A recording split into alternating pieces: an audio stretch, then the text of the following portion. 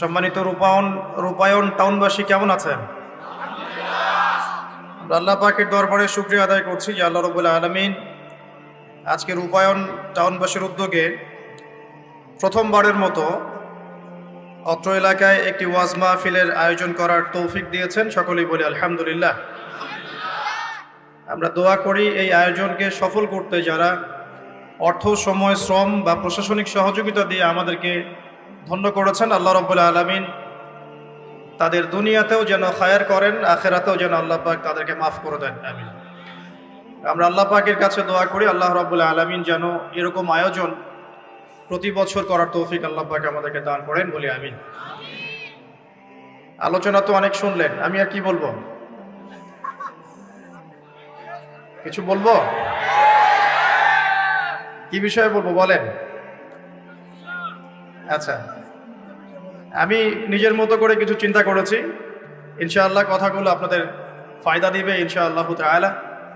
আমরা আল্লাহর কাছে দোয়া করি আল্লাহ পাক যেন আলোচনা শুনে বুঝে আমল করার তৌফিক দান করেন। পৃথিবীতে একটাই মজলিস আছে, তার নাম ওয়াজ মাহফিল বা দ্বীনের মজলিস, যেখানে মানুষকে টাকা দিয়ে আনতে হয় না, যেখানে মানুষ দ্বীনের প্রতি মহব্বতই চলে আসে। এই যে মানুষগুলো দূর দূরান্ত থেকে এসেছেন, কাউকে কি অর্থের প্রলোভন দেওয়া হয়েছে? খাবার দেওয়া হবে এরকম প্রলোভন দেওয়া হয়েছে? ক্ষমতার কোনো প্রলোভন দেওয়া হয়েছে? আপনারা এসেছেন এখানে আল্লাহ এবং তার রাসূলের কথা শুনতে, দ্বীন ইসলামের প্রতি মহব্বতে, আল্লাহ এবং তার রাসূলের টানে। আমরা দোয়া করি আল্লাহ পাক আজকের এই মজলিসে উপস্থিত শ্রোতা এবং বক্তা সকলকে আল্লাহ রাব্বুল আলামিন তার রহমতের চাদরে ঢেকে নিন, বলি আমিন। রাসূলুল্লাহ সাল্লাল্লাহু আলাইহি ওয়াসাল্লাম বলেছেন, যখন একটা কওম এভাবেই দ্বীনের কিছু কথা শোনার জন্য, জানার জন্য, কোরআন এবং সুন্নাহর আলোচনা শোনার জন্য, জানার জন্য একত্রিত হয়, আল্লাহ রাসূল সাল্লাল্লাহু আলাইহি ওয়াসাল্লাম বলেছেন তাদের উপর আল্লাহ পাকের রহমত বা দয়া এটা বর্ষিত হতে থাকে, সাকিনা বা প্রশান্তি নাজিল হতে থাকে।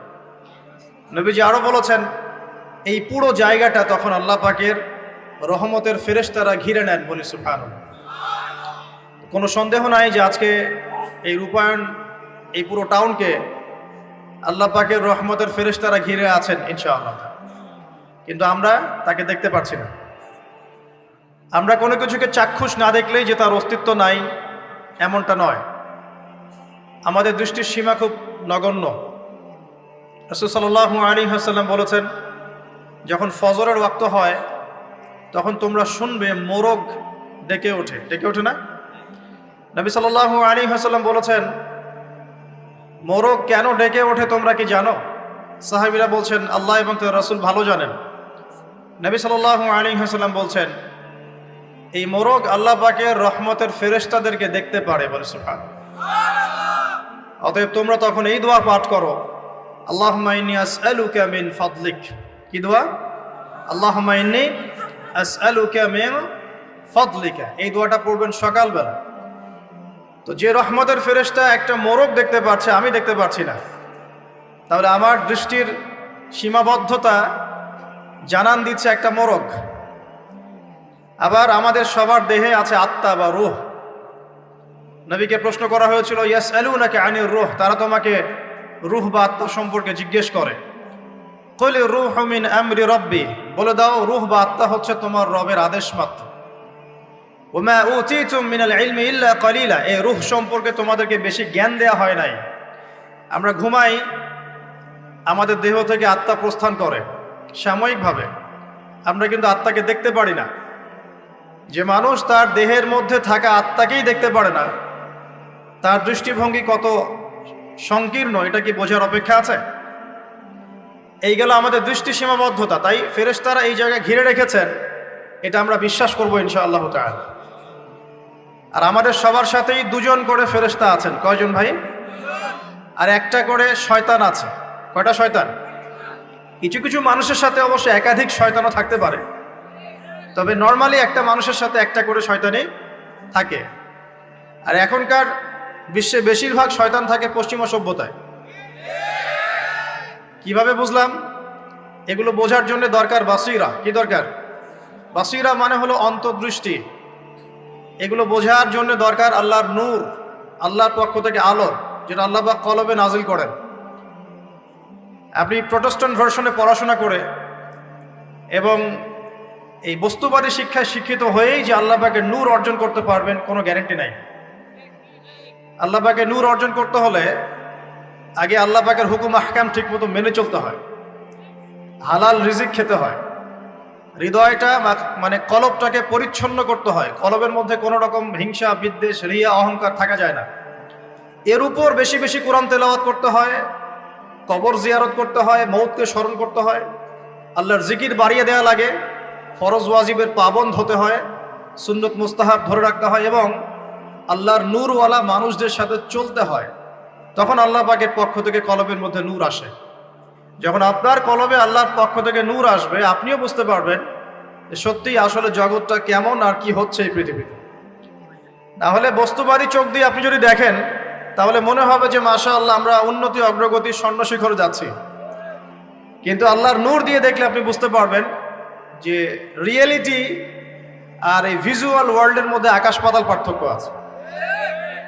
আজকে খুব ভালো লাগছে যে আমি শিক্ষিত সমাজে কথা বলছি, এরকম সমাজই আমি প্রত্যাশা করি। কিন্তু দুর্ভাগ্যজনক, ওয়াজ মাহফিলে সবসময় এমনটা হয় না। ওয়াজ মাহফিলে যেটা হয়, এমন একজন এসেছে যিনি আলেম, আবার এমন একজন এসেছেন যিনি আলিফ বা তাসাও পড়তে পারে না। একজন এসেছে নামাজও পড়ে না কখনো, আর একজন এসেছে মাশাআল্লাহ তাহাজ্জুদ গোজার। কেউ বিশ্ব রাজনীতি, অর্থনীতি, সমাজবিদ্যা সব পড়ে ফেলছে, আর কেউ অজু গোসলের মাসালাও জানে না। এরকম জায়গায় কথা বলাটাও খুব ডিফিকাল্ট। আমি কোত্থেকে শুরু করব, কোথায় শেষ করব, এটা ভাবতেই আমার 1 ঘন্টা সময় লাগে। এই কারণে বাথরুমে যে সময়টা দেই, এই সময়টাও কাজে লাগানোর চেষ্টা করি। বাথরুমের সময়টাতে বসে বসে অনেক কিছু ভাবা যায়, তাই না? ওই সময়টাও কাজে লাগাতে হবে। এটা হয়তো হাসছেন, কিন্তু আমি অনেক লেকচার বাথরুমে রেডি করেছি, পড়াশোনা করেছি টেবিলে, এই জিনিসটাকে মাথায় গুছিয়েছি বসে বসে। একসাথে অনেকগুলো কাজ হচ্ছে, আপনাকে প্রোডাক্টিভ হতে হবে। গোসল করতে করতে লেকচার রেডি হচ্ছে, ওযু করতে করতে লেকচারের ফেসগুলো রেডি হচ্ছে, রেফারেন্সগুলো রেডি হচ্ছে। তো এটা আল্লাহ শুকরিয়া, আলহামদুলিল্লাহ, আজকে আমি একটা শিক্ষিত সমাজের সাথে কথা বলছি। এই কারণে আলোচনার স্কেলটা উঁচু হবে ইনশাআল্লাহ, এবং আলোচনার মূল ভাবটা আপনাদেরকে বুঝে নিতে হবে, কারণ সব কিছু সব জায়গায় বলা যাবে না। তো এখনকার বিশ্বের বেশিরভাগ শয়তান কোন দিকে আছে, এটা বিশ্বাস করেন কি না? আলোচনা শেষে বুঝতে পারবেন ইনশাআল্লাহ। এই বিশ্বটাকে নষ্ট করে ফেলছে কয়েকটা জিনিস। 1 নাম্বার বস্তুবাদিতা, মানে ম্যাটেরিয়ালিজম। বস্তুবাদিতা কি জিনিস? মানুষের জীবনের লক্ষ্য এই দুনিয়াকে করে নেওয়া, বাড়ি, গাড়ি, টাকা পয়সা, স্ট্যাটাস। একটা ফ্ল্যাট কিনেছি, আমার লাইফ সাকসেস। ফ্ল্যাট কিনেছি, একটা আরেকটা লাগবে। কবে আমি এই সিটির একটা ফ্ল্যাটের মালিক হব, কবে আমি একটা বিল্ডিংয়ের মালিক হব, কবে আমি একটা ভালো জব পাবো, কবে আমি একটা বড় গাড়ি কিনবো। এক্স করোলা কিনেছি, চলছে না, বিএমডাব্লিউ লাগবে।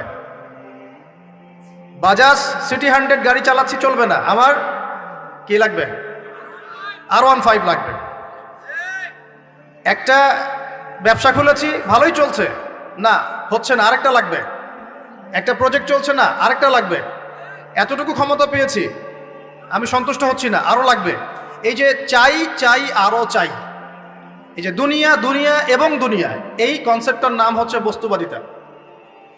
বর্তমান পুরো বিশ্বটা দাঁড়িয়ে আছে এখন এই বস্তুবাদিতার উপরে। এই ছোঁয়াটা আগে পশ্চিমা সভ্যতায় ছিল, আস্তে আস্তে এই ছোঁয়াটা পুরো বিশ্বে লেগে গেছে। এখানে কিন্তু কনস্ট্রাকশন করা বা দুনিয়াবী ক্ষেত্রে উন্নতি করাটা দোষের কিছু নয়, বরং মুসলিমদের হাতেই সমস্ত সভ্যতা গড়ে উঠেছে, এটাই সত্য। কিন্তু যখন এই বস্তুবাদিতা আমাদেরকে পরকাল ভুলিয়ে দিবে, সমস্যা তখনই। আমার কথা কি বুঝতে পারছেন কিনা? বিল্ডিং করতে কোনো সমস্যা নেই, ফ্ল্যাট কিনতেও কোনো সমস্যা নেই, ব্যবসা করতে কোনো সমস্যা নেই, বিএমডাব্লিউ চালান আপনি, কোনো সমস্যা নেই। কিন্তু এগুলো যদি আপনাকে পরকাল ভুলিয়ে দেয়, দুনিয়ার পূজায় ব্যস্ত রাখে, তখন সমস্যা। দুর্ভাগ্যজনক হচ্ছে আমরা এখন এই পূজায় মোটামুটি লিপ্ত হয়ে গেছি, ইচ্ছায় হোক অনিচ্ছায় হোক। ঢাকা শহরে ফ্লাইওভারের উপর দাঁড়াবেন, আপনি দেখবেন মানুষ ছুটছে আর ছুটছে সকাল থেকে, একদম ফজর থেকে শুরু করে রাত 12টা 1টা। এখানে তো রাত হয় না, সব দিন। আর নবী সাল্লাল্লাহু আলাইহি ওয়াসাল্লাম শেষ জামানার হাদিসগুলোর মধ্যে বলেছিলেন যে যখন মানে ছেলে মেয়ের পোশাক পরবে, মেয়ে ছেলের পোশাক পরবে, যখন আনতালিদা লামাতু রাব্বাতুহা, মানে দাসী তার মনিবকে জন্ম দিবে। দাসী মনিবকে জন্ম দেওয়ার একটা ব্যাখ্যা উলামায়ে কেরাম এমনটাও করেছেন, সমাজে ন্যায় অন্যায়, হক বাতিল, সত্য মিথ্যার যে মানদণ্ড, এটা উল্টে যাবে। ন্যায় হবে অন্যায়, অন্যায় হবে ন্যায়। আমানতদার ব্যক্তিকে বলবে খেয়ানতকার, খেয়ানতকার ব্যক্তিকেই বলবে আমানতদার। সত্য হবে মিথ্যা, মিথ্যা হবে সত্য। হক হবে বাতিল, বাতিল হবে হক। সাদা হবে কালো, কালোই হবে সাদা। দিন হবে রাত, রাত হবে দিন। এখন ঢাকা শহরে রাত হয়ে গেছে দিন, আর দিন হয়ে গেছে বহু যুবক যুবতীর জন্য রাত। এখন বাজে 12টা, আমাদের শহর অ্যাক্টিভ মাশাআল্লাহ। আমাদের শহর ঘুমাবে 4টায়, 4টায় ঘুম উঠবে জোহরের নামাজের আগে। লাঞ্চ করে না এখনকার মানুষ, ব্রেকফাস্টটাই লাঞ্চ। তো আনতালিদা লামাতু রাব্বাতুহা এর গভীর ব্যাখ্যা আছে। আল্লাহ পাকের হালালকে এই বস্তুবাদী সভ্যতায় হারাম করা হচ্ছে এবং আল্লাহ পাকের হারামগুলোকে হালাল করে নেওয়া হচ্ছে। আমরা এই দর্শনটা পেয়েছি পশ্চিমা দর্শন থেকে। পশ্চিমা সভ্যতাই প্রথম সারা বিশ্বে এই বস্তুবাদিতা ছড়িয়ে দিয়েছে। এটা একটা ভয়ঙ্কর জিনিস, যেটা আপনাকে পরকাল থেকে ডিমোটিভেটেড করছে। আপনাকে মূল যে গোল, আমার জীবনের যে মূল লক্ষ্য, সেই লক্ষ্য থেকে এই বস্তুবাদী আকীদাটা আপনাকে সরিয়ে দিচ্ছে। কিভাবে আমি বুঝাচ্ছি। আল্লাহ পাক কয়েকটা অ্যাম্বিশন দিয়ে পাঠিয়েছেন দুনিয়াতে আমাদেরকে। তার মধ্যে প্রথমটা হচ্ছে সূরা জারিয়াত আয়াত নাম্বার 56। এটা প্রথম। কি এটা? আল্লাহ পাক বলছেন, ওয়ামা খালাকতুল জিন্না ওয়াল ইনসা ইল্লা লিয়াবুদুন, বা'দা আউযু বিল্লাহি মিনাশ শাইতানির রাজিম, ওয়ামা খালাকতুল জিন্না ওয়াল ইনসা ইল্লা লিয়াবুদুন।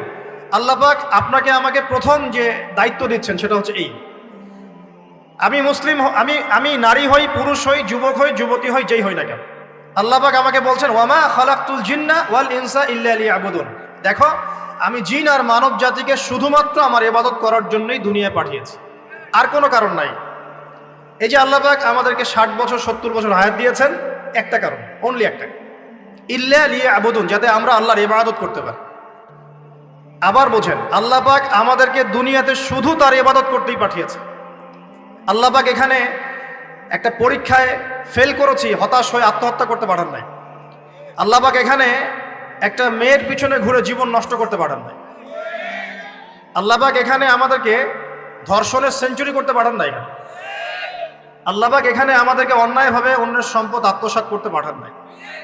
মাদকের যে ভয়াল থাবা চলছে, এর মধ্যে নেশায় বুধ হয়ে যাওয়ার জন্য আল্লাহ পাক আমাদেরকে পাঠান নাই। কি জন্য পাঠিয়েছে? পলিটিক্যাল মারামারি করতে আল্লাহ পাঠান নাই আমাদেরকে দুনিয়ায়। সোশ্যাল ক্ষমতার দ্বন্দ্বে লিপ্ত হওয়ার জন্য পাঠান নাই। মিলস, ইন্ডাস্ট্রিজ অ্যান্ড ফ্যাক্টরিজের নেশায় বুধ হয়ে পরকাল ভুলে যাওয়ার জন্য আল্লাহ এখানে পাঠান নাই। আল্লাহ পাক একটা রিজনে পাঠিয়েছেন, অনলি একটা। এবং এই দায়িত্বটা আল্লাহ পাক কিন্তু কড়াই গন্ডায় উসুল করে নেবেন আমাদের কাছ থেকে। ভাববেন না আল্লাহ পাক এই পুরো মহাবিশ্ব খেলার ছলে সৃষ্টি করেছেন, এমন নয়। আল্লাহ পাক বলছেন, আমি এই মহাবিশ্বকে খেলার ছলে সৃষ্টি করি নাই। ওয়ামা খালাকতুল জিন্না ওয়াল ইনসা, বলেন, ইল্লা লিয়াবুদুন, আমি শুধুমাত্র এবং শুধুমাত্র আমার ইবাদত করার জন্যে মানুষ আর জিনদেরকে সৃষ্টি করেছে। জিনকে আমরা দেখি না, আমাদের সাথে জিনরা আছেন। জিনের মধ্যে ভালো খারাপ আছে, ঠিক যেমন মানুষের মধ্যে ভালো খারাপ আছে। আর প্রত্যেকটা মানুষের সাথে একটা করে শয়তান জিন থাকে, যে মানুষকে খারাপ কাজে প্রলুব্ধ করে, যে নিজে খারাপ কাজ জোর করে করায় না, সে শুধু প্রলুব্ধ করে। সে বলে মাদকের মধ্যে শান্তি, ওয়াসওয়াসা দেয়, কাজটা বাস্তবায়ন করেন আপনি। সে বলে যে এটা তো ছেলে মেয়ের ফ্রেন্ড, বয়ফ্রেন্ড গার্লফ্রেন্ড কালচার, বন্ধুত্ব, এটা এমন কিছু নয়, জেনা করেন আপনি। সে বোঝায় যে টাকা পয়সা আর্ন করতে হবে, বউ বাচ্চাকে সিকিউর করতে হবে, সুদটা খান আপনি। সে বুঝায় যে তুই তো একসময় চলে যাবি, সন্তানদের জন্য কি রেখে গেলি, তখন ঘুষটা খান আপনি। সে বুঝায় যে অন্যের সম্পদ যদি আত্মসাৎও করি, শেষ বয়সে কাবা ঘরে গিয়ে হজ করে নিব, ব্যাস, দ্যাটস অল, আমার পুরো আমল নামা চকচকা হয়ে যাবে। এভাবে শয়তান ওয়াসওয়াসা দেয়, কিন্তু কাজটা করি আমরা। কোনো সময় কোনো সময় শয়তান দাড়ি টুপি পাগড়ি জুব্বাওয়ালা মানুষকেও নেক্সট স্রোতে ধোকা দেয়। কোন স্রোতে? এদেরকে বদ স্রোতে ধোকা দেয় না, নেক্সট স্রোতে ধোকা দেয়। সে একটা কাজকে কল্যাণ খায়ের মনে করেই এমন কিছু করে যেটা শয়তান তার সামনে ফুটিয়ে তোলে নেক হিসেবে, কিন্তু আসলে এর পিছনে একটা খারাপ উদ্দেশ্য ছিল। দাড়ি টুপিওয়ালা মানুষকে নেক সুরতে শয়তান ধোঁকা দিয়ে ফেলে। কোনো কোনো সময় ভিতরে অহংকার জন্ম দিয়ে দেয়, কোনো কোনো সময় ডিগ্রি সার্টিফিকেটের গামান্ড নিয়ে আসে, কোনো কোনো সময় নারী দিয়ে পথভ্রষ্ট করে ফেলে, আর কোনো কোনো সময় অর্থের প্রলোভন দিয়ে পথভ্রষ্ট করে ফেলে। তো শয়তান কিন্তু কাউকে ছাড়ে না। তা আমি মূল জায়গায় আসি। প্রথম যে জিনিসটা এই বিশ্বটাকে ধ্বংস করছে এটা হলো বস্তুবাদিতা, যেটা আমাদের এই সমাজের মধ্যে এখন রন্ধ্রে রন্ধ্রে ঢুকে গেছে। আমি বলছি বারবার, স্ট্যাটাস অর্জন করতে কোনো সমস্যা নেই, কিন্তু যদি এই স্ট্যাটাস আমাকে আমার পরকালীন গোল থেকে সরিয়ে দেয় তখনই সমস্যা। কারণ মৌত কাউকে ছাড়বে না, কবরও কাউকে ছাড়বে না, কিয়ামতের মাঠও কাউকে ছাড়বে না। আর আল্লাহ পাকের সামনে আমাদের সবাইকে ইন্ডিভিজুয়ালি হিসেব দিতে হবে, একজন একজন করে, একজন একজন করে। এমন নয় 10 জন আসবে, তারপর 10 জন, তারপর 10 জন। নো, আব্দুল্লাহ তুমি আসো, আব্দুর রহমান তুমি আসো, এই মোহাম্মদ তুমি আসো, এই দাউদ তুমি আসো, একজন একজন করে, একজন একজন করে। সো এই জিনিসটা যদি আমার মাথায় থাকে তাহলে আমি কিন্তু বস্তুবাদী হতে পারবো না। আমি বলছি দুনিয়া আমার প্রয়োজন। আল্লাহ পাক কি বলেছেন? এই দুনিয়া হচ্ছে সিজনুল লিল মুমিন। নবীজি বলছেন আর দুনিয়া সিজনুল লিল মুমিন, দুনিয়া মুমিনদের জন্য কারাগার। কারাগার মানে যেখানে আমি স্বতন্ত্র স্বাধীন নই। এখানে প্রশাসনের অনেক ভাই বোন আছেন, তারা জানেন কারাগার কি জিনিস, আর যারা 2 একবার যাওয়া আসা করেছে ওরা জানে কি জিনিস। এখানে আপনার কোনো ব্যক্তি স্বাধীনতা নাই। আপনি আপনার ইস্তেঞ্জা করবেন, শিশি যেতে পারবেন না, আপনি পারমিশন নিতে হবে, তারা নিয়ে যাবে, তারপরে যেতে পারবেন, তাও হ্যান্ডকাপ পরিয়ে। দুনিয়া সিজনুল লিল মুমিন, দুনিয়া মুমিনদের কারাগার। এখানে আপনি খেতে পারবেন না, খাবার আসবে তারপর খাবেন, ঘুমাতে পারবেন না, যখন ঘুমানোর আদেশ দিবে তখন ঘুমাতে পারবেন, তাও কতক্ষণ ঘুমাবেন তাও ফিক্স করা। মানে কারাগার মানে কি? যেখানে আপনার ব্যক্তি স্বাধীনতা চলে না, যেখানে আমি চলবো একটা সিস্টেমের আওতায়। এখন নবীজি বলছেন দুনিয়াটাই হচ্ছে কারাগার। তাহলে এই দুনিয়ায় কেমন করে আমি প্রবৃত্তির দাসত্ব করতে পারি? কেমন করে আমি আল্লাহকে ভুলে নামাজ বাদ দিতে পারি? কেমন করে জাকাত সেই কবে ফরজ হয়েছে, মিল ইন্ডাস্ট্রিজ ফ্যাক্টরিজ করেছি, জাকাত দেই না। রমজান মাস যায় আসে যায় আসে যায় আসে, রোজাও রাখি না, তারাবি পড়তে পারি না। কোরআন আমার সামনে মানুষ তেলাওয়াত করে, কোরআন আমার ঘরে পড়ে আছে, শেলফের উপরে ধুলাও আছে, শেলফের উপরে কোরআন ধুলাওয়ালা, ধুলো মাখা। কোরআন পড়ার তৌফিক হয় না, নবীর হাদিসগুলো চর্চা করার তৌফিক হচ্ছে না, ইসলামিক বইপত্র পড়তে পারি না। এই কারাগারের জীবনে বসি আমি একটা মেয়ের পিছনে দৌড়াচ্ছি, মাদক খাচ্ছি, জেনা করছি, কোনো সময় ধর্ষণ করছি, কোনো সময় সুদ খাচ্ছি, ঘুষ খাচ্ছি, দুর্নীতি করছি, এই কারাগারের জীবনে বসেই, যেখানে আমার কোনো ব্যক্তি স্বাধীনতা নাই। তাহলে কারাগারের জীবনের মেয়াদ যখন শেষ হবে, যখন তাকে এখান থেকে বের করে নিয়ে আসা হবে, অর্থাৎ মৃত্যু, তখন তার সাথে কিরকম রিমান্ডে আচরণ করা হবে এটা ভালো করে বুঝে নেন। নবীজি বলছেন আদ-দুনিয়া সিজনুল লিল মুমিন ওয়াল জান্নাতু লিল কাফির। কাফেরদের জন্য, মুশরিকদের জন্য এই দুনিয়াটা হচ্ছে জান্নাত। জান্নাত মানে কি? যা ইচ্ছা তাই করতে পারবেন। জান্নাত মানে কি? আপনি চাচ্ছেন আল্লাহ আমি এখন একটা খামর চাই, শরাব আপনার সামনে হাজির, চিন্তা করার সাথে সাথে। জান্নাত মানে কি? আল্লাহ আমি আপনাকে দেখতে চাই, আল্লাহকে আপনি দেখতে পারবেন। জান্নাত মানে কি? আপনি মধুর নহর, দুধের নহর, পানির নহর, শরাবের নহর, হুরুন ঈন চতুর্দিকে ঘোরাফেরা করছে। একজন নিম্নমানের জান্নাতি, মানে সবচেয়ে শেষের দিকে যারা জান্নাতে যাবে, তাদের সাথেই 2 জন করে হুরুন ঈন, আহাল পরিবার তো আছেই, গিলমান পানপাত্র নিয়ে চারপাশে ঘোরাফেরা করো। জান্নাত মানে কি? যেখানে যা ইচ্ছা তাই করা যাবে, বলার কেউ নাই, বাধা দেওয়ার কেউ নাই, সেখানে কোনো মৃত্যু নাই, সেখানে কোনো অহেতুক কথাবার্তাও নাই, কোনো গাল গল্প নাই, কোনো মিথ্যা নাই, কষ্টের ক্লেশ মাত্র নাই, থুতু ফেলতে হবে না। জান্নাত মানে থুতু ফেলতে হবে না। জান্নাত মানে হাঁচি হবে না, নাক ঝাড়তে হবে না। জান্নাত মানে ইস্তেঞ্জা, পেশাব পায়খানা করার টেনশন নাই। মানুষ খাবার খাবে, একটা ঢেকুর তুলবে, ব্যাস খাবার হজম হয়ে গেছে। আর জান্নাতের সবচেয়ে বড় বিষয়টা কি? আল্লাহ পাককে আমরা এই চোখ দিয়ে দেখতে পারবো ইনশাআল্লাহ। আর তার সমকক্ষ একটা বিষয় হচ্ছে আল্লাহ পাক বলে দিবেন যে আমি তোমাদের সবার উপর সন্তুষ্ট হয়ে গেলাম, যাও কোনোদিন অসন্তুষ্ট হও, ব্যাস দ্যাটস অল। এখন আপনি যত কিছুই করেন এই বস্তুবাদী জীবনে, মনে একটা ভয় থেকে যাবে। আপনি বিশ্ব নেতা হয়েছেন, বড় শিল্পপতি হয়েছেন, পলিটিশিয়ান হয়েছেন, ইকোনমিস্ট হয়েছেন, মনে একটা ভয় থেকে যাবে যে মরতে আমাকে হবে, আল্লাহ আমাকে ধরবেই, হিসেব আমাকে দেওয়া লাগবেই, কবরে আমাকে একাই যাওয়া লাগবেই, আমাকে কিয়ামতের মাঠে দাঁড়াতে হবে আল্লাহর সামনে। মনে একটা ভয় কাজ করে, যদিও বাইরে মানুষ দেখায় যে কোনো ভয় নাই। মানুষ বাইরে অভিনয় করে, মানুষ সমাজের মানুষের সাথে বাইরে একটা অভিনয় করে। কোনো কোনো ক্ষেত্রে আমরা নিজেরাই নিজেদের সাথে অভিনয় করি। কথা সাহিত্যিক হুমায়ুন আহমেদের নাম শুনেছিলেন? শুনেছেন? ইন্তেকাল করেছেন। একটা সময় ছিল আমরা স্কুলে পড়তাম, কলেজে পড়তাম, মাঝে মাঝে টুকটাক এ ধরনের কিতাব বইপত্র পড়া হয়েছে। হিমু, মিসির আলী এইসব পড়া হয়েছে। শরৎচন্দ্র, বঙ্কিমচন্দ্র, রবীন্দ্রনাথ, নজরুলের কবিতাগুলো, ইভেন শেক্সপিয়ার, অ্যাডাম স্মিথ সহ, যিনি অর্থনীতির জনক।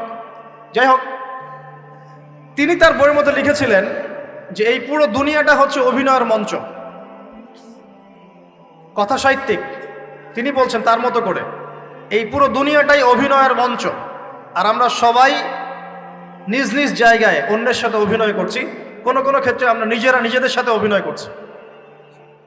তিনি বলছিলেন আমরা সবাই অভিনেতা, আর সবচেয়ে বড় অভিনেতা হচ্ছে পলিটিশিয়ানরা, কারণ তাদেরকে অনেক বড় মঞ্চে অভিনয় করতে হয়।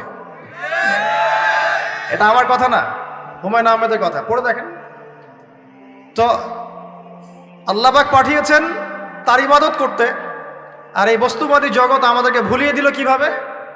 কয়েকটা প্রলোভন দিল। প্রথম প্রলোভন হচ্ছে টাকা, তারপরে জীবনে কি করব প্রতিষ্ঠিত হওয়ার চিন্তা, তারপরে চাই চাই আরও চাই এই একটা আকীদা দর্শন, তারপরে আমার স্ত্রী সন্তান আহাল পরিবারের কি হবে, আর আরেকটা দর্শন আছে, এটাকে বলে চারবাক দর্শন। এবং দুঃখের সাথে বলতে হয় আমাদের রবীন্দ্রনাথ ঠাকুর কিন্তু এই দর্শনের মানুষ ছিলেন। চারবাক কিরকম? তার কবিতা পড়লে দেখবেন লিখা আছে, দুহাতে যা পাও হাত পেতে নাও, দুহাতে যা পাও হাত পেতে নাও, বাকির খাতা শূন্য থাক, বাকির খাতা শূন্য থাক। ঠিক চারবাক দর্শন, এটা ফিলোসফি পড়েছেন, এখানে অনেক টিচারও আছেন আমি জানি, তারা এই কথাগুলো বুঝবেন। চারবাক দর্শন কেমন? ঋণ করে ঘি খাও, ঋণ করে ঘি খাও, যতদিন বাঁচবে সুখে বাঁচবে, এটা হলো চারবাক দর্শন। তো দুহাতে যা পাও হাত পেতে নাও, বাকির খাতা শূন্য থাক, মিল আছে না? ঋণ করে হলো ঘি খান, যেভাবে হোক ঘি খান আপনি, মানে ঋণ করে হলো ঘি খান, যতদিন বাঁচবেন সুখে বাঁচবেন। তাহলে এই দর্শনগুলো বস্তুবাদী না? বুঝতে পারছেন কিনা? মেটেরিয়ালিজম, বস্তুবাদিতা, মানে আপনি চোখের সামনে যা দেখছেন এই দুনিয়া, যেভাবে হোক অর্জন করে নেন, বাকির খাতা শূন্য থাক। ইসলামিক কনসেপ্ট এ টোটাল ডিফারেন্ট কনসেপ্ট। ইসলামের ঈমান, আকীদা, ইসলাম, পরকাল, মুহাম্মদ সাল্লাল্লাহু আলাইহি ওয়াসাল্লামের আদর্শ সম্পূর্ণ ডিফারেন্ট। আমরা বলি কি, এই দুনিয়াতে আমরা মুসাফির, দুনিয়াতে আমরা কি মুসাফির, কে কতদিন থাকবো কোনো ঠিক নাই। নবীজি বলছেন, হে আব্দুল্লাহ বিন ওমর, তুমি দুনিয়াতে মুসাফিরের মতো থাকো, সকালবেলা উঠলে সন্ধ্যার অপেক্ষা করো না, সন্ধ্যাবেলা হলে সকালের অপেক্ষা করো। দর্শনের মধ্যে কত পার্থক্য না? আকাশ পাতাল পার্থক্য না? এখন যদি এই বস্তুবাদী দর্শন দিয়ে আপনি চলাফেরা করেন, তাহলে তো আপনার লাইফের অ্যাম্বিশন হবে একটা ফ্ল্যাট, আর ওটা এনি হাও আপনাকে অ্যাচিভ করতে হবে, legal way or illegal way, আপনাকে অ্যাচিভ করতেই হবে, অ্যাচিভ করতেই হবে, যেহেতু আপনার মোটিভটা হচ্ছে মেটেরিয়ালিজম, বস্তুবাদিতা। আর নবী সাল্লাল্লাহু আলাইহি ওয়াসাল্লাম কি বলছেন? সকালে ঘুম থেকে উঠলে সন্ধ্যার অপেক্ষা করো না, সন্ধ্যাবেলায় থাকলে সকালের অপেক্ষা করো না। তুমি দুনিয়াতে মুসাফিরের মতো থাকো, তোমার যতটুকুতে দুনিয়া চলে যায় এতটুকুতে সন্তুষ্ট থাকো। নবীজি আরো বলছেন, তুমি কখনো উপরের দিকে চোখ দিয়ে হেঁটো না, রাস্তায় যখন হাঁটবে উপরের দিকে দেখো না। লা তানজুরু ইলা মান হুয়া আসফালা মিনকুম, যারা তোমাদের উপরে আছে ওদের দিকে দেখো না, বরং তুমি দেখো যে তোমার নিচে কারা আছে।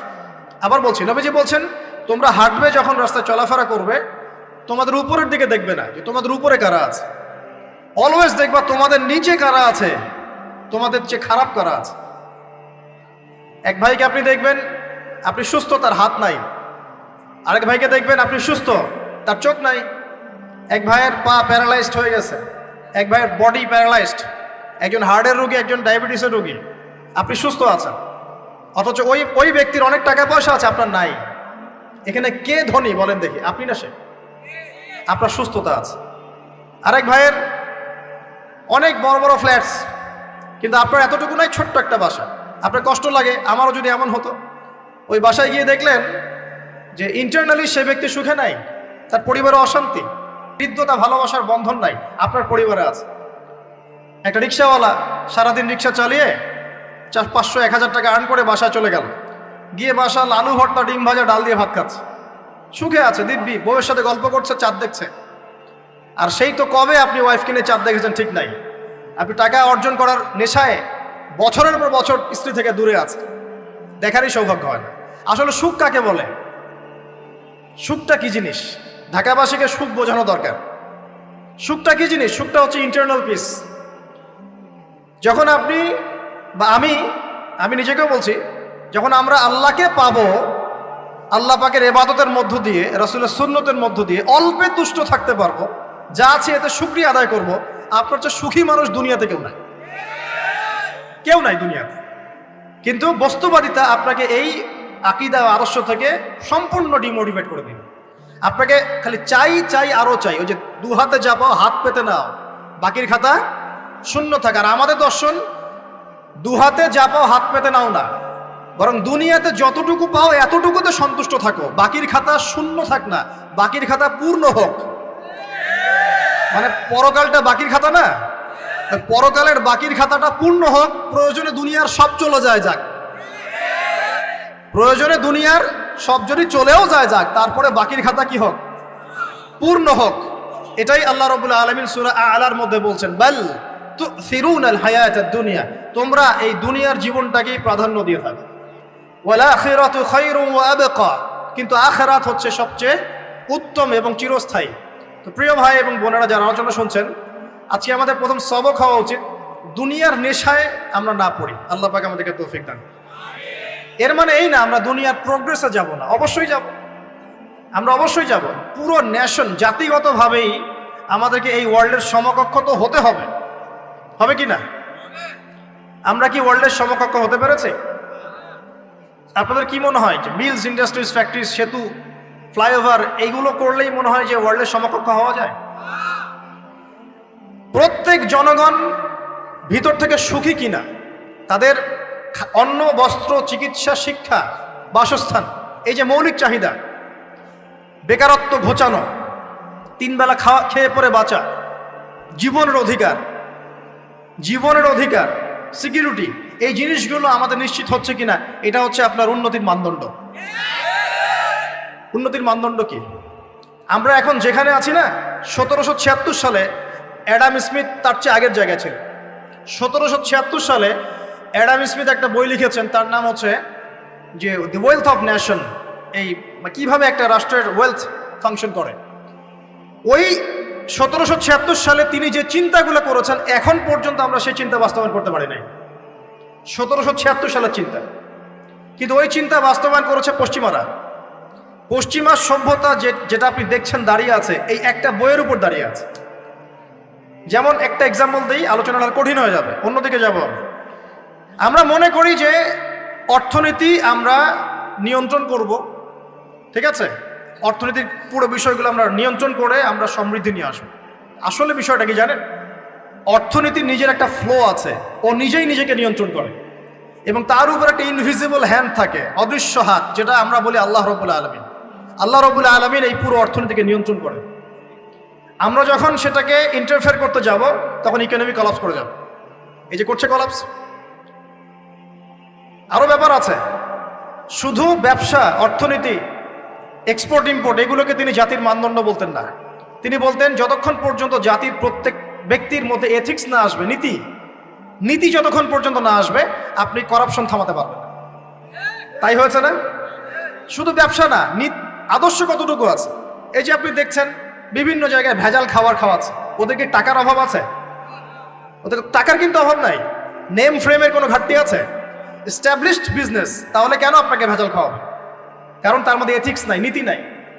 এই জন্য জাতির প্রত্যেক সদস্যকে, মানে প্রত্যেক জনগণের প্রত্যেককেই আগে নীতিগত শিক্ষা দেওয়া উচিত। আর এই কাজটাই করে ইসলাম, বলে সুবহানাল্লাহ।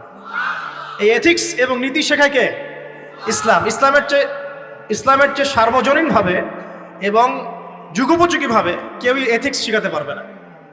কাগজে কলমে অনেকে অনেক কথা বলতে পারে, প্র্যাকটিক্যালি শেখাবে কে? ইসলাম। এখন বলতে পারেন তাহলে মুসলিমদের মধ্যে দুর্নীতি কেন, মুসলিমদের মধ্যে কেন এই সমস্যাগুলো হয়? উত্তর একটাই, ওই যে স্যার বলে গেলেন আমি বিভিন্ন ওয়াজে যে এক এক জায়গায় এক এক কথা বলে। উত্তরটা কি? উত্তরটা হচ্ছে যে কোরআন এবং সুন্নাহর সঠিক যে শিক্ষাটা আছে এই শিক্ষাটা আমরা অনেকেই বাস্তবায়ন করতে পারছি না। এটা আমাদের ব্যর্থতা। এটা কাদের ব্যর্থতা? এটা আমাদের ব্যর্থ। এখানে আমাদের ব্যক্তি স্বার্থ থাকতে পারে, এখানে আমার জ্ঞানের স্বল্পতা থাকতে পারে, আমার ভিতরে অহংকার থাকতে পারে, বা আমি অল্প শিক্ষিত হতে পারি, এবং এমন হতে পারে আমার জ্ঞানটা যুগোপযোগী না। ইসলামিক জ্ঞান আমার মধ্যে আছে কিন্তু কিভাবে এই জ্ঞান দিয়ে ওয়ার্ল্ডকে ডিল করবো এই জ্ঞানটা আমার মধ্যে নাই। এই কারণে আমরা হয়তোবা ইসলাম কোরআন সুন্নাহ হাতে থাকার পরেও এই সমস্যাগুলো ফেস করছি। প্রথম সমস্যা হচ্ছে বস্তুবাদিতা।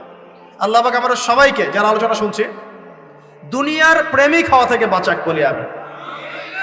দুনিয়ার প্রেমিক না, প্রেমিক হব কার? আল্লাহর আখিরাতে। কতটুকু দাম আছে দুনিয়ার?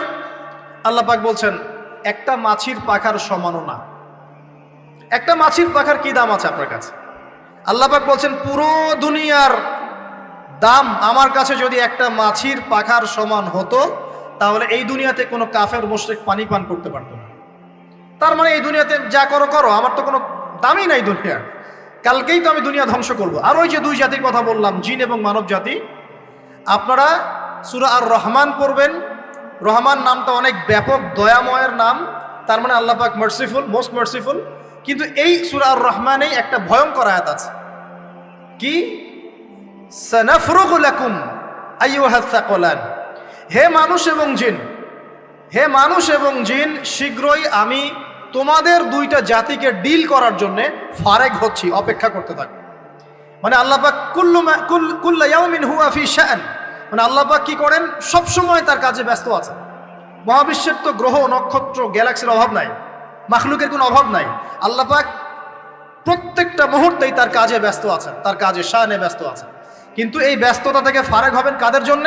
মানুষ আর জিনের জন্য। সুবহানাল্লাহ, মানুষ আর জিনের জন্য। আল্লাহ পাক বলেন সানাফরুগু লাকুম আইয়ুহাস সাকলান। দাঁড়াও, দুনিয়ার মধ্যে এইসব করে বেড়াচ্ছ, তোমাদের দুই জাতির জন্য আমি অচিরেই ফারেক হব ইনশাআল্লাহ। ওইটাই হলো কিয়ামতের দিন। যদি ওই দিনটা আমরা মাথায় রেখে চলি ইনশাআল্লাহ আমরা কেউ বস্তুবাদী হব না ইনশাআল্লাহ। আল্লাহ পাক আমাদের সবাইকে দুনিয়া মুসাফিরের মতো থাকার তৌফিক দান করুন। আমরা উন্নতি করব, অবশ্যই অগ্রগতি করব, আমরা সবকিছুই করব, কিন্তু দুনিয়ার পূজায় ডুবে যাব না। এটা একটা বড় চ্যালেঞ্জ। মানে মধ্যমপন্থী থাকতে হবে, না একদম গোলালু মার্কা আর না চরমপন্থী, মাঝামাঝি থাকার চেষ্টা করতে হবে। আল্লাহ তৌফিক দান করুন। ঢাকাবাসীর জন্য এর চেয়ে বড় কোনো নসিহত হতে পারে না। ঢাকা থেকে, ঢাকার মতো যত মানে সিটিজ, মেগা সিটিজ আছে সারা ওয়ার্ল্ডে, তাদের জন্য এটাই প্রথম নসিহত, বস্তুবাদিতা ত্যাগ করতে হবে। বস্তুবাদিতা। আল্লাহ পাক আমাদের সবাইকে বাকির খাতা পূর্ণ করার তৌফিক দান করুন। এখন একটা লক্ষ্য পেলাম, কি জন্য দুনিয়া এসেছি? আল্লাহর ইবাদত করার জন্য। এখন অনেকে ভুল বুঝে প্রশ্ন করতে পারে, তাদের জ্ঞানের স্বল্পতা। আমি ওদেরকে দোষারোপ করব না, কারণ আমাদের শিক্ষার সমস্যা আছে। আমরা তো সবার মাঝে ইসলামিক সার্বজনীন শিক্ষা দিতে পারছি না। এই কারণে অনেকে প্রশ্ন করতে পারে, তাহলে কি সারা জীবন আল্লাহ বিল্লাহি করতে হবে? আমি কি সারা জীবন তাসবিহ তাহলিল জিকির আজকার নামাজি পড়ে বেড়াবো? তাহলে এটা হলো তার ভুল বুঝ। এই আয়াত সম্পর্কে ভুল ব্যাখ্যা। সঠিক ব্যাখ্যাটা কি? সঠিক ব্যাখ্যা হচ্ছে সূরা হাশরের 7 নম্বর আয়াত। কত নম্বর? সূরা হাশর 7 নম্বর আয়াত। আল্লাহ পাক বলছেন ওয়ামা আতাকুমুর রাসূলু ফাখুযুহ। রাসূলুল্লাহ সাল্লাল্লাহু আলাইহি ওয়াসাল্লাম তোমাদেরকে যা যা দিয়েছেন সব নিয়ে নাও। ওয়ামা নাহাকুম আনহু ফান্তাহু। রাসূল যা থেকে বিরত থাকতে বলেছেন সমস্ত বিষয় থেকে দূরে থাকো। এখন এই আয়াতটাকে সামনে রেখে কোরআন সুন্নাহকে যদি আমরা ঘাঁটি, আমরা দেখব রাসূলুল্লাহ সাল্লাল্লাহু আলাইহি ওয়াসাল্লাম পেশাব পায়খানা ইস্তেঞ্জা করা থেকে শুরু করে রাষ্ট্র চালানো পর্যন্ত প্রতিটা কাজের হেদায়েত দিয়ে গেছেন। আলহামদুলিল্লাহ। এটা কেউ মানি বা না মানি, দিয়ে গেছেন, এটা বিশ্বাস করতে হবে। আমল করতে পারি বা না পারি, নবী দিয়ে গেছেন, বিশ্বাস করতে হবে। দলিল চাচ্ছেন, আপনি সহিহ বুখারী খোলেন, মুসলিম খোলেন, তিরমিজি, নাসাই, আবু দাউদ এগুলো খোলেন, দেখবেন আপনি ইস্তেঞ্জা করবেন কিভাবে, বসবেন কিভাবে, ঢোকার সময় কোন পা দিয়ে ঢুকবেন, বের হওয়ার সময় কোন পা দিয়ে বের হবেন, ইস্তেঞ্জা করার সময় কথা বলতে পারবেন কিনা, কতটুকু বলতে পারবেন, গোসল কেমন করে করবেন, ওযু কিভাবে করবেন, আপনি আগে কি পা থেকে শুরু করবেন নাকি হাত থেকে শুরু করবেন? কিভাবে নামাজ পড়বেন? আগে গিয়ে গিয়ে সাজদা করবেন নাকি একামত হবে, আজান হবে, আল্লাহু আকবার তাকবীর দিবেন? কিভাবে নামাজ শেষে বের হয়ে আপনি ব্যবসায় চলে যাবেন? কিভাবে আপনি ব্যবসা করবেন? কিভাবে চাকরি বাকরি করবেন? সমাজের মানুষের সাথে মেলামেশা করবেন, মানুষকে দিনের দাওয়াত দিবেন?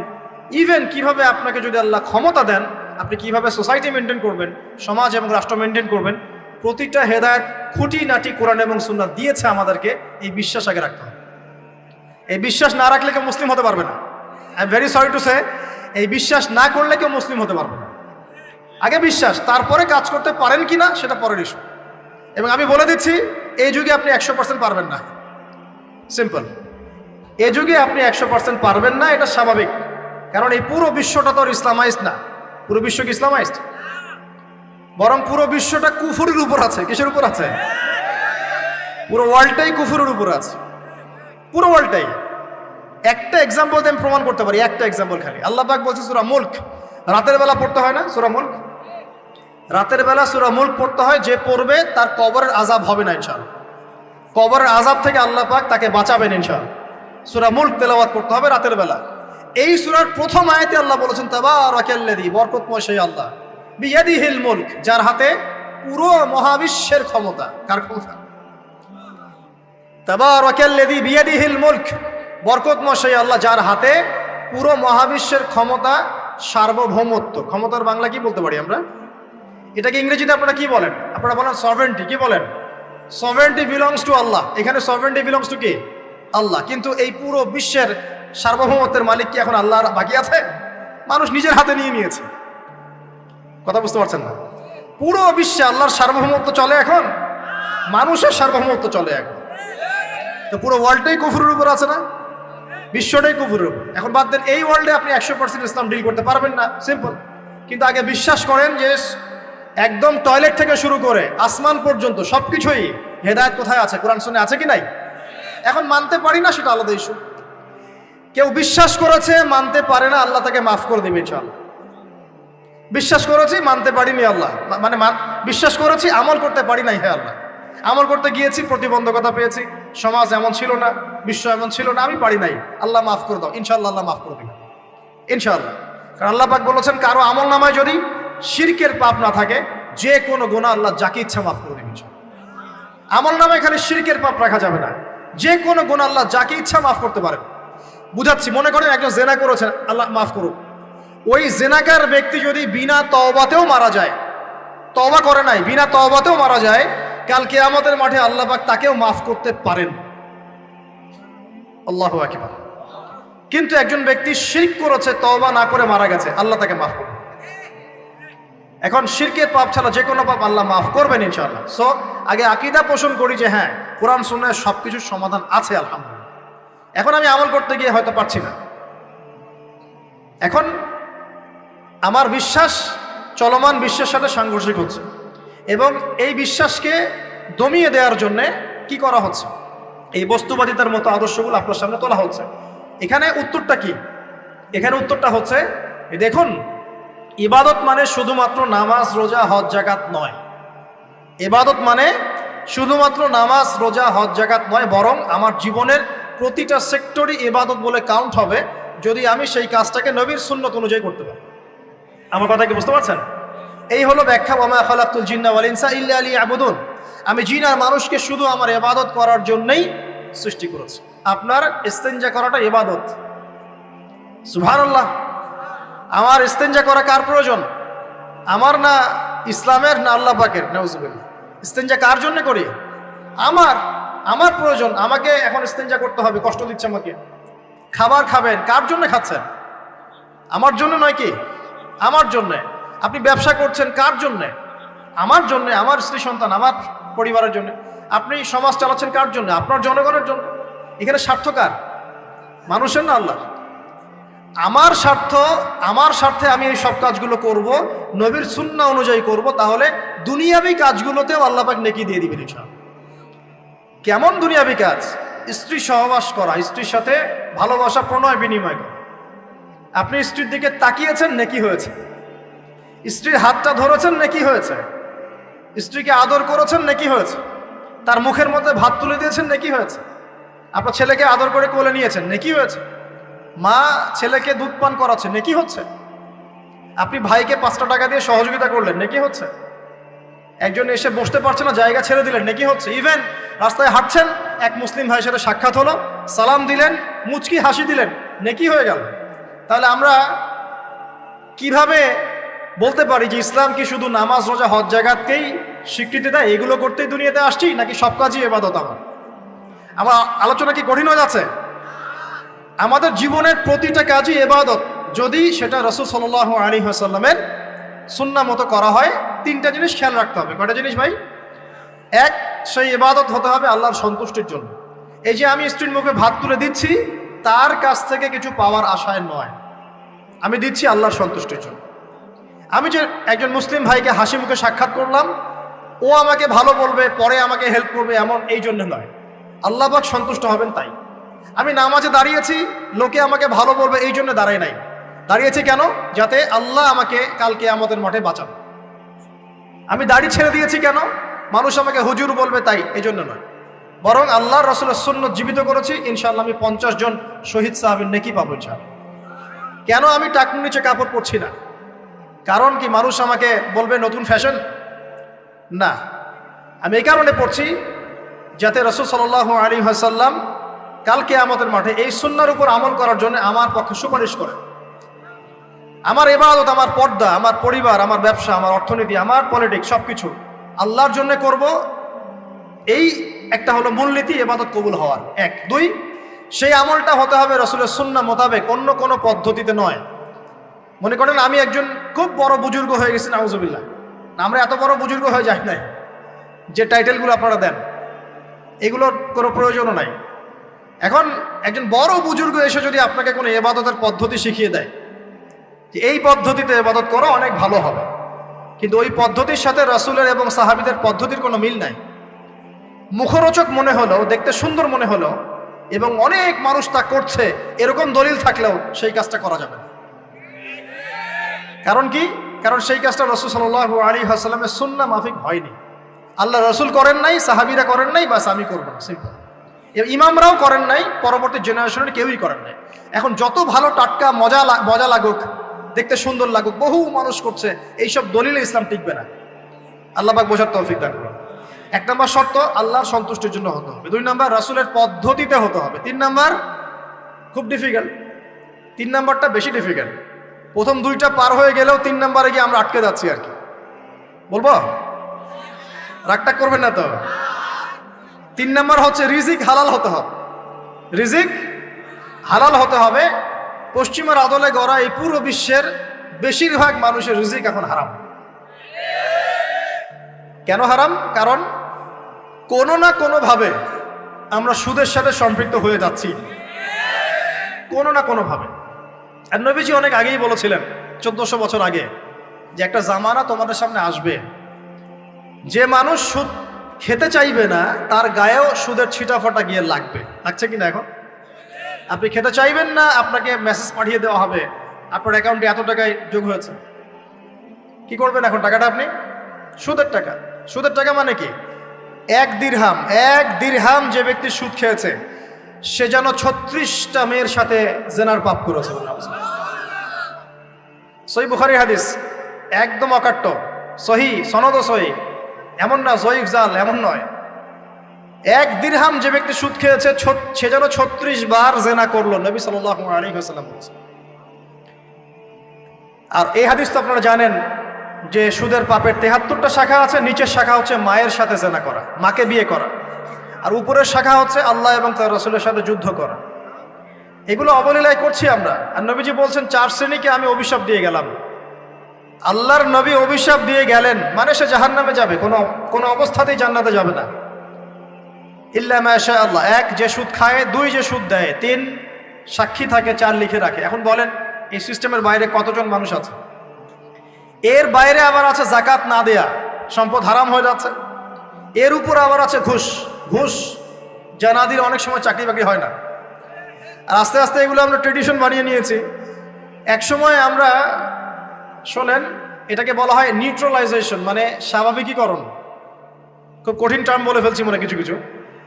যেমন আগে ধর্ষণ হলে আমরা খুবই সোচ্চার ছিলাম এবং সারা এলাকা ফেটে যেত। এত বড় কথা, কেউ মাপে কম দিলে ধরা পড়লে চক্ষু লজ্জায় সে সমাজে চলতে পারতো না।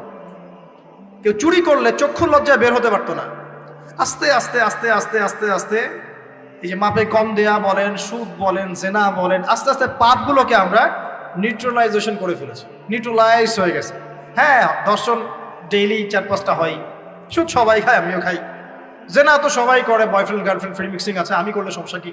ওর তো 4টা, আমার তো মাত্র একটা, ওর চেয়ে আমি ভালো। ওর 5টা বয়ফ্রেন্ড, আমার তো একটা। ওর 4টা গার্লফ্রেন্ড, আমার তো একটা, আমি তো ভালো। আমার ছেলে খুব ভালো, শুধু মাঝে মাঝে একটু ড্রিঙ্কস করে, ব্যাপারটা এরকম আর কি। তো এই যে পাপকে নিউট্রালাইজেশন করা হচ্ছে আস্তে আস্তে, স্বাভাবিকীকরণ। এই ফ্লোতে আমরা মোটামুটি সবাই পড়ে গিয়ে এখন রিজিক হারাম হয়ে যাচ্ছে। ঘুষ দিতে হয় না, চাকরি হবে না। আবার দেখেন, জাকাত না দেওয়ার মধ্য দিয়ে রিজিক হারাম করে ফেলছি, সুদ খাওয়ার মধ্য দিয়ে করছি, ঘুষ নেওয়ার মধ্য দিয়ে করছি, কোনো কোনো ক্ষেত্রে করাপশন, অন্যের সম্পদ আত্মসাতের মধ্য দিয়ে করছি। এর বাইরে যারা ব্যবসা করছি, আমরা যে দুধে দেওয়া তুলসী পাতা এমনও নয়, কোনো কোনো সময় মাপে কম দিচ্ছি। এই যে টাটকা জিনিস বলে ভেজাল খাওয়াচ্ছি, 3 দিনের বাসি তেল দিয়ে ইফতার রান্না করে খাওয়াই দিবে, বলবে একদম টাটকা জিনিস। রমজান মাস আসছে সামনে না, কত যে মানুষ বের হবে যারা তারাবির নামাজ পড়বে, একদম 20 রাকাত, ওখানে রাকাত নিয়ে ঝগড়া হবে। ঠিক ওরাই যখন দেখবেন বিকালে দুপুরে ইফতার বিক্রি করবে, বিভিন্ন পণ্য বিক্রি করবে, দেখবেন যে দুনিয়ার বাসি পচা আপনাকে খাওয়াই দিবে। এই শ্রেণীর মানুষের ধারণা যে লা ইলাহা ইল্লাল্লাহ শুধু মসজিদে আছে, বাজারে নাই।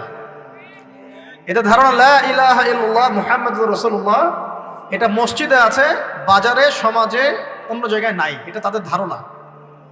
তাদের এই ধারণা অচিরেই ভাঙবে যখন মৃত্যুর দূত চলে আসবে, তখন বুঝবে লা ইলাহা ইল্লাল্লাহ একটা সার্বজনীন কালিমা, যেটা জীবনের সব ক্ষেত্রেই চলতে হবে। আল্লাহ পাক আমাদেরকে বোঝার তৌফিক দান। তো ব্যবসা করছি আলহামদুলিল্লাহ, অ্যাটলিস্ট সুদ খাচ্ছি না। তবে এতটুকু মনে রাখবেন, ব্যবসায়ীদের অসততার কারণে, আমানতের খেয়ানতের কারণে একটা আযাব আসে। হাদিসের মধ্যে আসছে একটা আযাব আসে। নবীজি বলেছেন, যখন একটা জাতির ব্যবসায়ীরা মাপে কম দেওয়া শুরু করে, মিথ্যা কসম করে পণ্য বিক্রি করা শুরু করে এবং আমানতের খেয়ানত করে, তখন ওই জাতির উপর দুর্ভিক্ষ চাপিয়ে দেওয়া হয়। কি চাপিয়ে দেওয়া হয়? দুর্ভিক্ষ চাপিয়ে দেওয়া হয়। মনে করছেন যে হয়তো দুর্ভিক্ষ নাই, পুরো ওয়ার্ল্ড ওয়াইড একটা নীরব দুর্ভিক্ষ চলছে এখন আস্তে আস্তে। সকালে একটু আগে বলেছিলাম না, গরিব মানুষ আলু ভর্তা, ডাল আর ডিম ভাজা দিয়ে ভাত খেত আগে, এখন তারা বলে আমরা ডিমই দেখতে পারি না চোখে। ডিমও খাওয়ার এখন সামর্থ্য হচ্ছে না অনেকেরই। আপনি শোনেন,